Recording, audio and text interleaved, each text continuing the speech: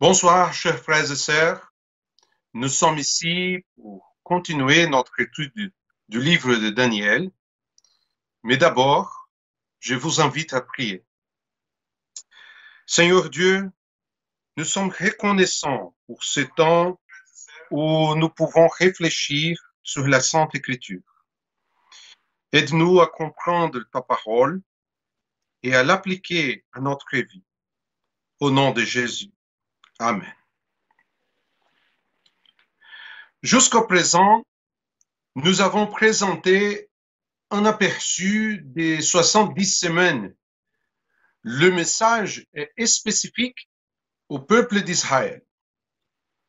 Nous montrons que la date du début des 70 semaines commence à l'époque perse, sous le règne d'Artaxerxès Ier, et que la 69e, 60e semaine se termine à la mort de Christ en l'an 32 après Jésus-Christ.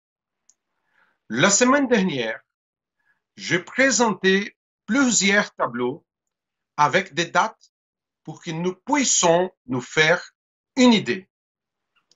Aujourd'hui, nous allons examiner ce qui va se passer entre la semaine 69 et la semaine 70. On va l'appeler la pause dans la prophétie. La prophétie parle d'une pause entre la 69e semaine et la 70e semaine. Le texte dit, verset 26, après les 62 semaines, le Messie sera exclu et il n'y aura personne pour lui venir en aide. Le peuple d'un prince qui viendra détruira la ville et le sanctuaire. Puis, sa fin arrivera comme par une inondation. Il est décidé que les dévastations dureront jusqu'au terme de la guerre. On s'attendait à ce qui, 7 ans après la mort et la résurrection de Jésus, c'est-à-dire 32 après Jésus-Christ, plus 7 ans égale à 39 après Jésus-Christ, le royaume de Dieu et le millénium commencent.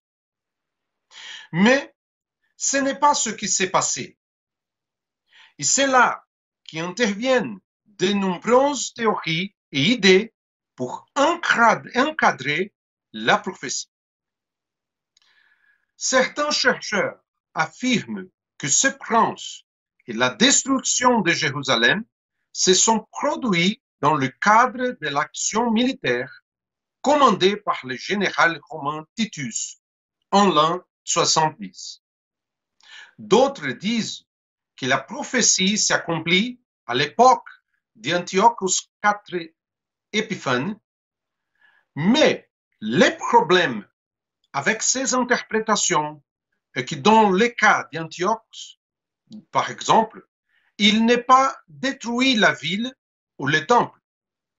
Et bien que Titus ait fait de grandes destructions à la ville et au temple, au moins la ville, des années plus tard, est revenue à la vie.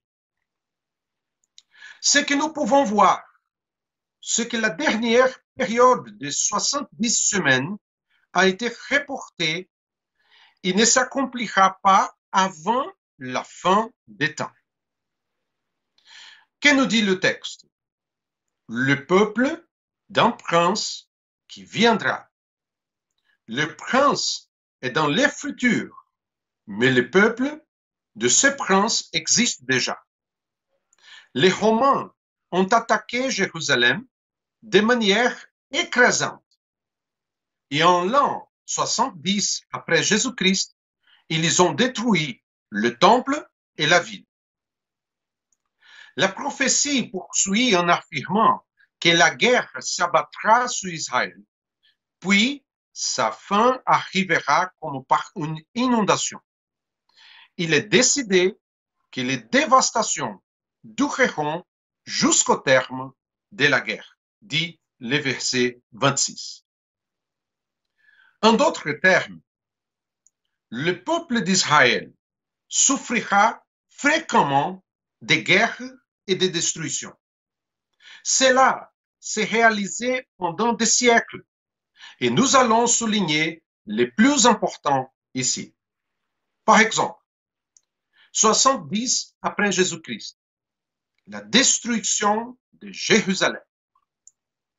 Titus et ses légionnaires ont causé la mort d'environ 1 million de Juifs. 135 après Jésus-Christ, Bar Kokhba.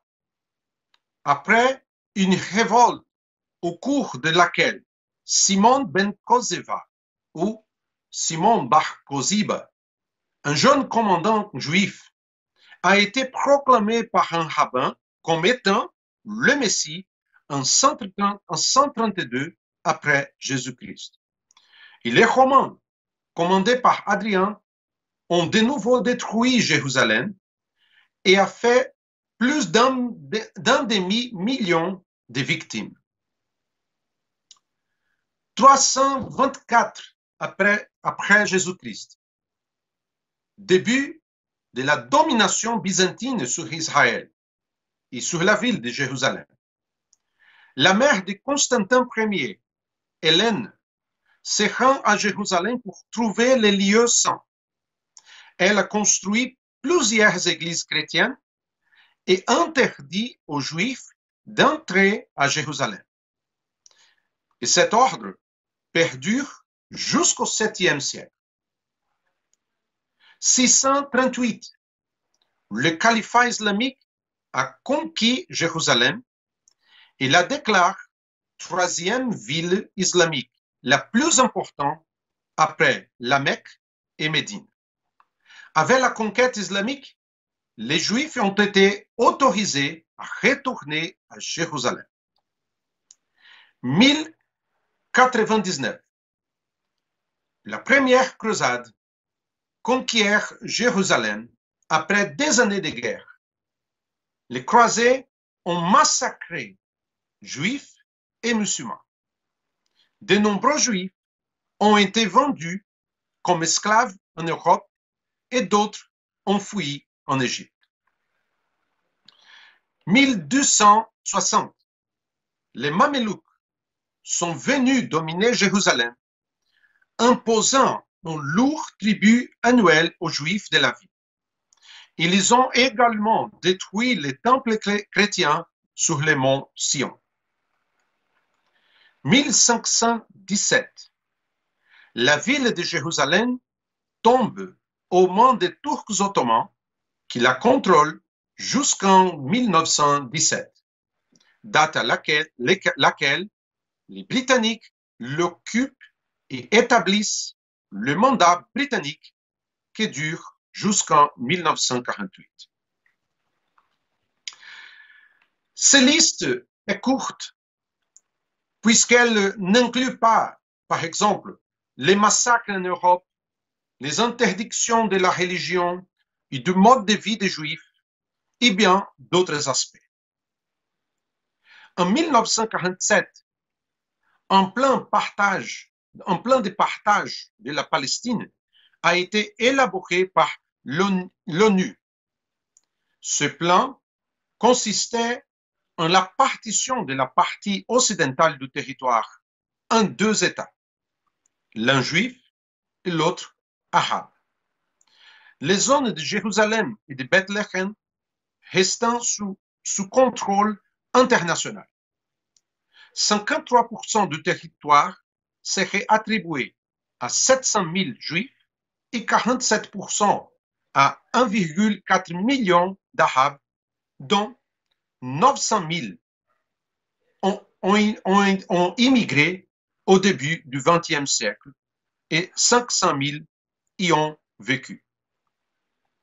Après l'approbation, la guerre civile judéo-palestinienne débute le 30 novembre de 1947, toujours sous mandat britannique. Le 14 mai de 1948, les Israéliens déclarent leur indépendance. C'est à ce moment que survient la guerre d'indépendance, 1948, au cours de laquelle des armées arabes combinées attaquent Israël sur 3 fronts différents. La guerre de 1948 et 1949 est gagnée par les Israéliens, qui étendent leur domination sur une superficie de 20 000 km, c'est-à-dire 75% de la surface de la Palestine. D'autres conflits ont suivi.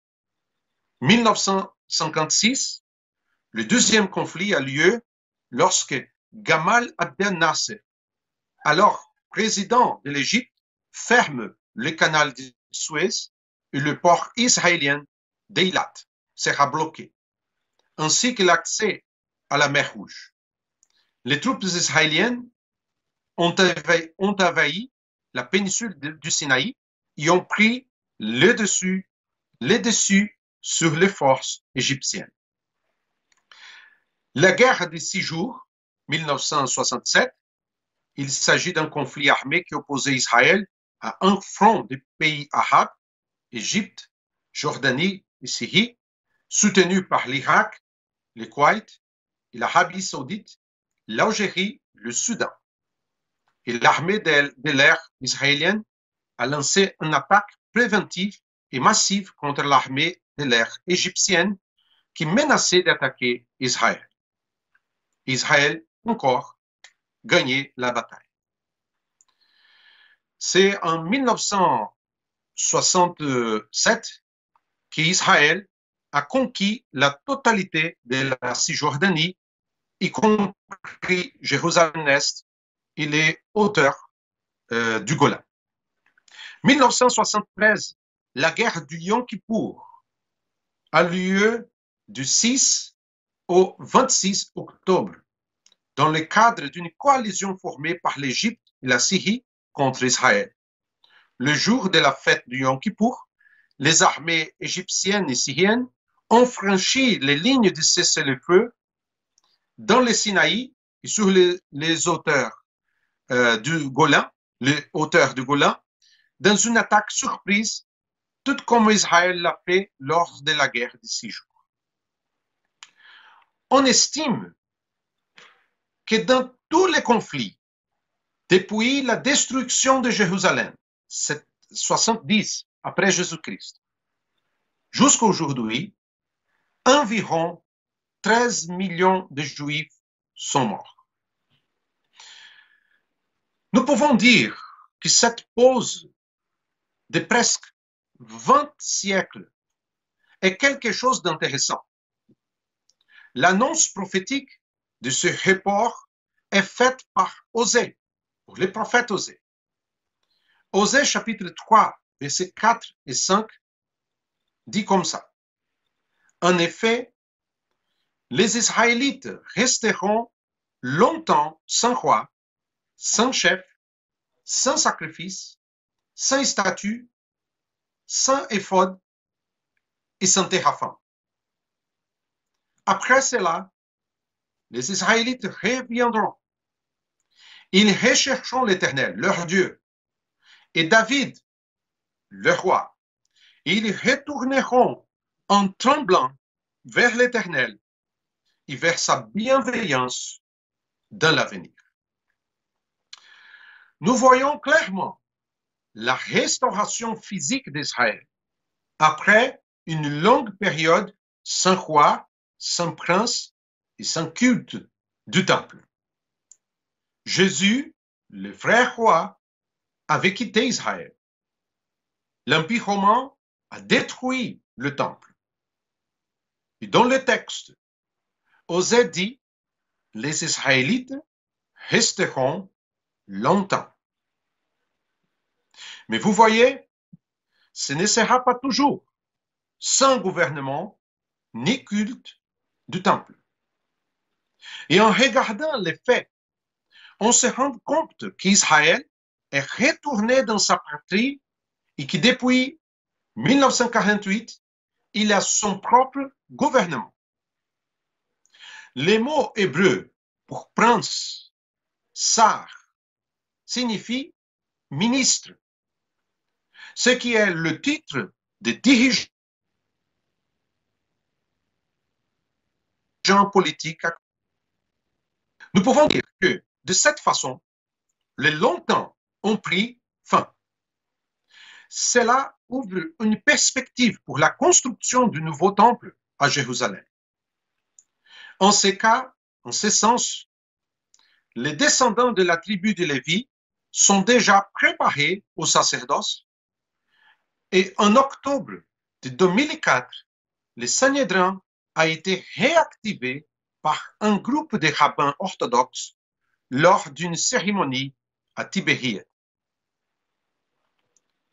Dans cette rupture, cette pause, nous avons un facteur important, l'ère de l'Église.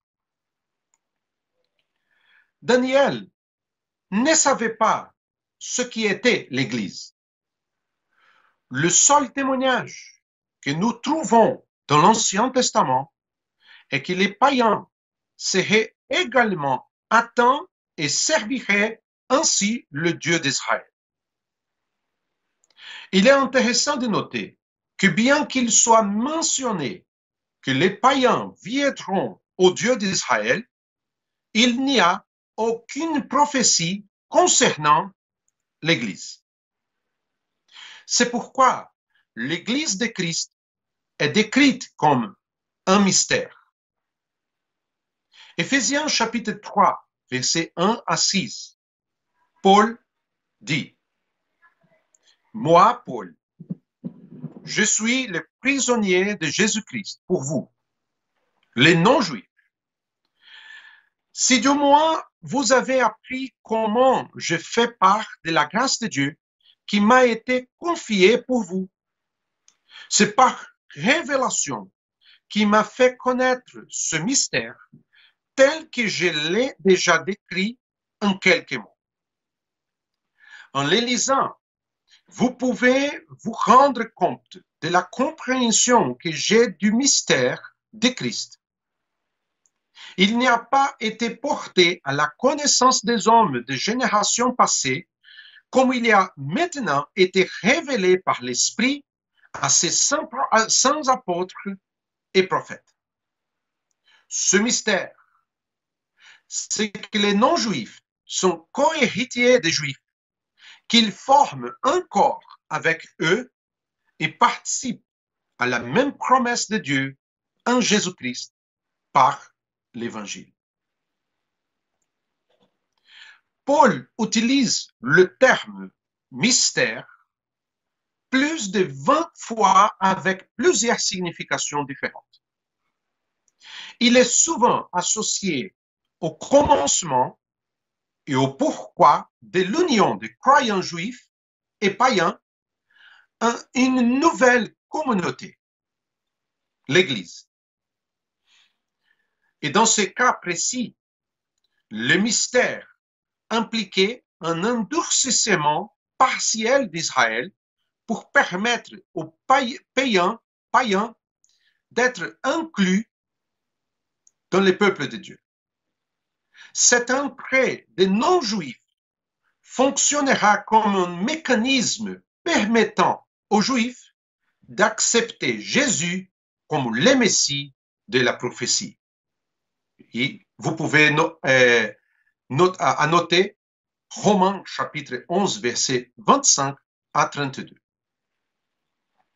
Mais, que serait la 70e semaine?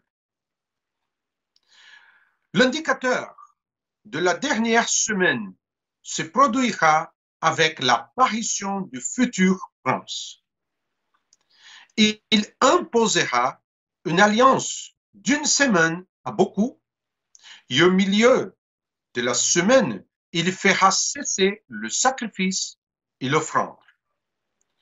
Le dévastateur commettra les pires monstruosités jusqu'à ce que l'anéantissement et ce qui a été décidé se déverse sur lui. Notez que cette alliance de 7 ans ne sera conclue qu'après la destruction de Jérusalem.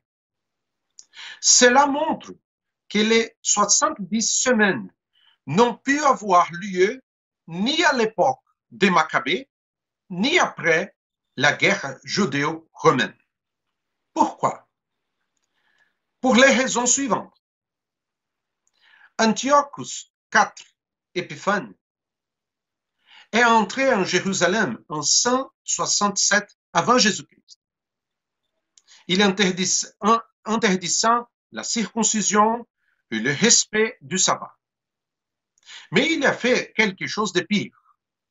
Il a installé une statue de Zeus dans le temple et sacrifié des porcs sur l'autel. Mais il ne détruit ni la ville, ni le temple. Dans la guerre judéo-romaine, certains faits se sont produits. Par exemple, au printemps de l'an 67, les Romains ont envahi la Galilée, les territoires du nord d'Israël, sous la direction de Vespasien et de son fils Titus. Au printemps de l'an 70, Jérusalem fut assiégée par Titus et le 9 av, c'est-à-dire entre juillet et août, elle fut envahie et le temple détruit. Et le jour de la Pâque de 73 après Jésus-Christ, la conquête de Massada marque la fin de la guerre en Judée. L'alliance mentionnée dans Daniel chapitre 9 verset 27 sera conclue après la destruction de la ville de Jérusalem. Ce prince conclura une alliance avec Israël à la fin des temps. Ainsi, la séquence sera la suivante. Le Messie est tué, Jérusalem est détruite, puis elle est harcelée et combattue jusqu'à la fin des temps. À la fin, le prince viendra et fera une alliance de 7 ans. Après 3 ans et demi, l'alliance était rompue et l'horreur de la désolation s'installe. Et le Seigneur vient et annihile le dévastateur. Dans ce cas, le leader mondial antichrétien ne surgira qu'à la fin du temps. Il surgira du milieu du peuple qui a détruit Jérusalem. Nous savons que ce sont les Romains qui ont détruit la ville en l'an 70 après Jésus-Christ. Nous savons également que Titus était originaire d'une ville située là où se trouve aujourd'hui l'Italie. Ce prince sera-t-il originaire de l'Union européenne? Nous n'en sommes pas certains. Mais il est bon de rappeler que l'Empire romain s'étendait sur une partie de l'Europe que nous connaissons aujourd'hui. Nous nous arrêterons ici pour aujourd'hui.